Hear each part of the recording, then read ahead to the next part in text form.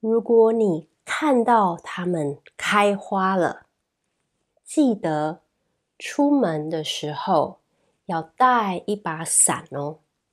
你好，我是西卡，我是台湾人，我住在英国。今天我要介绍一种特别的花。你知道有一种花可以告诉你天气吗？有一种花喜欢刮风、下雨的天气。下雨的时候，这种花就会开花，所以这种花的名字叫做风雨花。哪里有风雨花呢？在南美洲、中国和台湾都有风雨花。风雨花有不同的颜色，有粉红色的，有黄色的，也有白色的。它的叶子细细的，不是粗粗的，细细的，长长的。你可以在夏天和秋天的时候看到风雨花开花。每次要刮风、下雨之前，天气会变得很闷、很热。这种闷、热的天气，我们会觉得很不舒服，我们会流汗。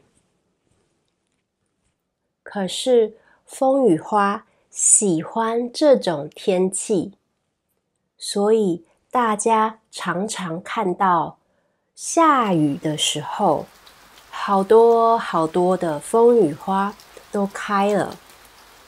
雨越大，花开得越多，越漂亮。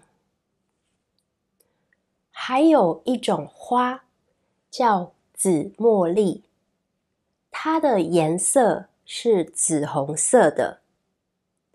紫茉莉也有其他颜色，像黄色或白色，但是大部分是紫红色的，所以叫紫茉莉。紫茉莉也会告诉你是不是要下雨了。通常紫茉莉在下午开花，第二天早上谢掉。可是如果你起床了，看到紫茉莉还开着，还没谢，那等一下可能要下雨了。因为紫茉莉也喜欢湿湿热热的天气，花也会告诉人天气，是不是很可爱呢？在你家的花园或附近的公园，有没有这种花呢？如果你看到它们开花了，记得出门的时候要带一把伞哦。你还想认识更多有趣的植物吗？像是会笑的树，或是长得像人的花。欢迎你去 Lazy Chinese 的网站，那里有更多影片哦。我们下次见，拜拜。你想看更多视频吗？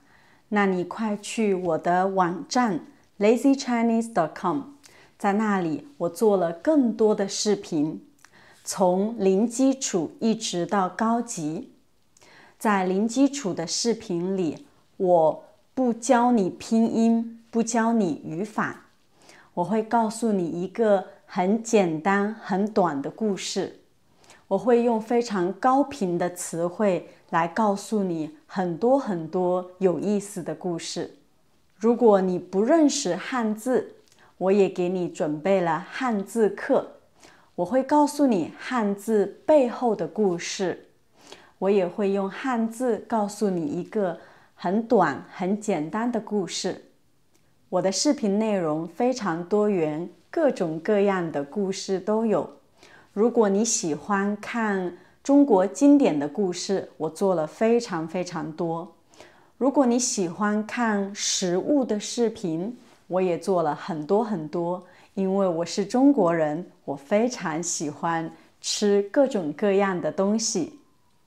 如果你想听我的个人故事，我也做了很多很多的视频。